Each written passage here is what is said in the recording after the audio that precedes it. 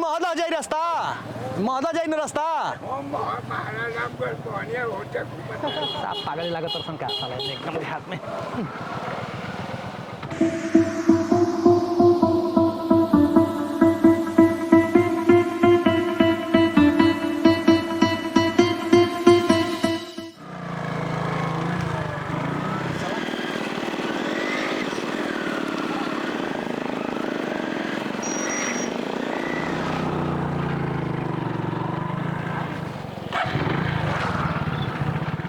कब से सचिव जी रे?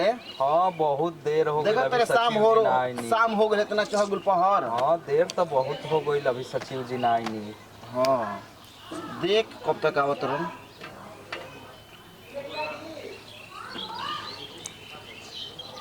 बड़ी बुआ वाला पे तो कौन लगेला?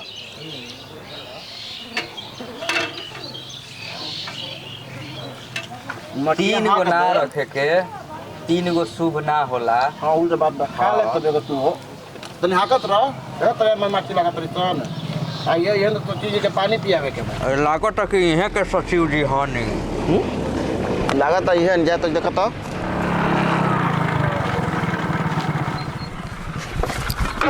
रहुए सचिव जी सर। हाँ प्रणाम सर।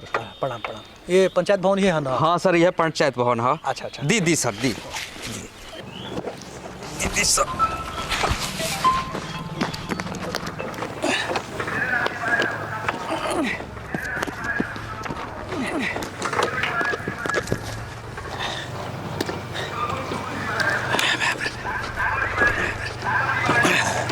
आवे में दिक्कत ना भइल है सर? ना ठीक है सब बहुत थोड़ा सा रास्ता दिक्कत था। आई सचिव हरी। हाँ प्रणाम। मस्त हम ऊपर मुख बने। अच्छा अच्छा अच्छा आई बैठ ठीक। भूया क्या रखा है जी?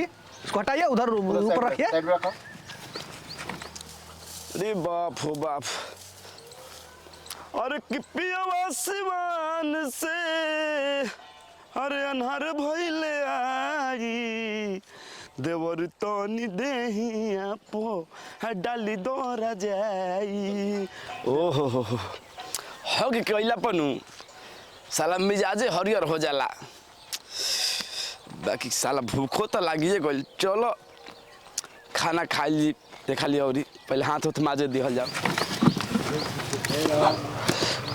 तब आए में कोनो दिक्कत ना भइल? दिक्कत ना भइल बहुत ठीक से आगे नहीं जा। चलिए बहुत बढ़िया बात। लेकिन बहुत देहात बटे। लेकिन बहुत एबेरा हो गला मेरा। हाँ कहाँ बनी मुखिया जी? आ रहल बनी मुखिया जी बैठ। हाँ रुको तो नहीं हाथ मजियावे खातिर माटियो ले ली। अरे बाप। अरे विकास मुखिया जी तनी आओ पानी गिराओ तो हाथ माजी। आवा तनी लेके मुखिया जी आओ। अरे रुको रुको। अरे सचिव जी आगे बन का हाथ मिलावे जी हाथ मिलाए जी रोड़ा हाथ कम से कम धो ली। हाथ धो के आई। ओहो गलती हो गई। रुकी। अरे मुखिया जी हैं? यहाँ के मुखिया जी? जी। अरे की अलगा करत। अरे धीरे से पढ़ने के पहले माज लेना तो भाई हथवा।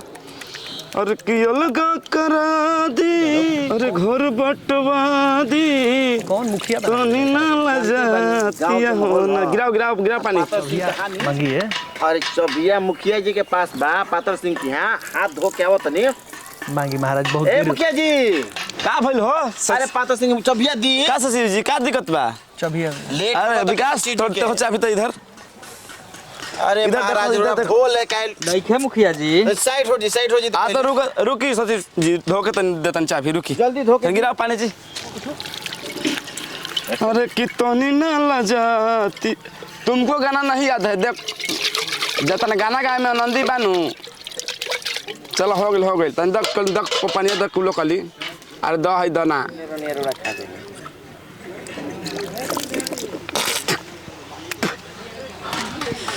का सचिव जी? अरे मुखिया जी रौरा खा गई बतासा। अरे का भाई? अरे सचिव जी खाते बतासा रख रहा पानी पियो। पानियो नहीं कि महाराज पियल वो थकल आई बनी। जादी चबिया ले जा चाबी निकाली महाराज। चलिए कब से थके हुए हैं हम पूरा दूर से आ रहे हैं। चाबी आखिर कहाँ चला गया महाराज? चाबी ए महाराज जी क्या कहे लगनी रो रहा? रुकिए चाबी देख रहे हैं। चाबी निकाली चाबी दी। ठाकुर अरे चबिया घरे रखले बानी घर है कि जहाँ होगे गल तहाँ छूट गइल बा। महाराज क्या कहत नहीं रह रहा अब तो चाबी तो पंचायत के हेरा गइल बा। मुखिया बना दिल बुझाते नहीं थे सब चाबी भी थाकल कहाँ से आओ तनी महाराज जल्दी करवाइए जल्दी खुजवाइए चबिया। हे भगवान सचिव जी कल्याण कर देनी एगो काम कर जाओ।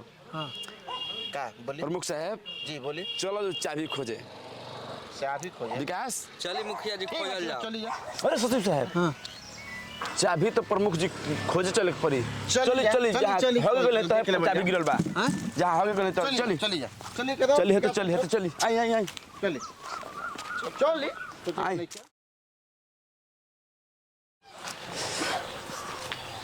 जानता रह विकास इसमें तो एक बटी है विकास जी अरे वो बात नहीं खे डाला हो गए। अरे सचिव साहब सर आइए ना चल। आई सोच जी नहीं नहीं अरे मुखिया अब भाड़ की मत भाड़ हैं। की देख के मुखिया जी नहीं आ रहे नो हाँ ये नहीं आई चली। महाराज हिने इतने करे सब देख के मुखिया शौचालय में जी। जाता तो रोड़ा खेत में जाता नहीं अरे जोन खेत के मजा बाटे तो अलगे मजा है।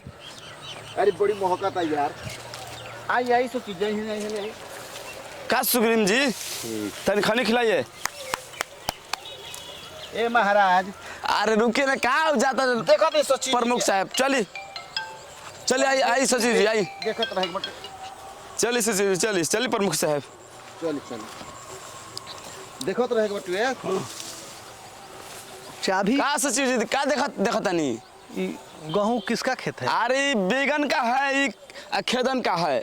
ई हाँ दोनों भाई है सन। हाँ आ दोनों जान जी नु कितना बदमाश के होनी के आरी पर चलम तो अगर पता चल जाई हाँ। जान जी सचिव जी गुड़वे रोड काट दिया सन। अरे अरे भागी मत अरे गांव के नीचे बदनामी करे के चल। चली आगे महाराज चली डराई प्रमुख साहब चले। अरे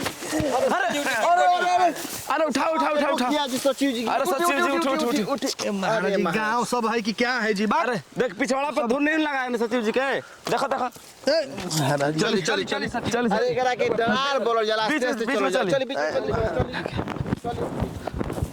पूरा जो देख रहे हैं ना सचिव जी हाँ ये जितना देख रहे हैं पूरा हमारा ही काम कराया हुआ है। फील्ड से लेकर हाई स्कूल सब कुछ खुलवाया है। मनरेगा का काम रोज चलता है। चबिया खुजवाइए पहले महाराज। अरे चबिया मिल का जाएगा जरूरी है। मिल जाएगा चलिए ना चलिए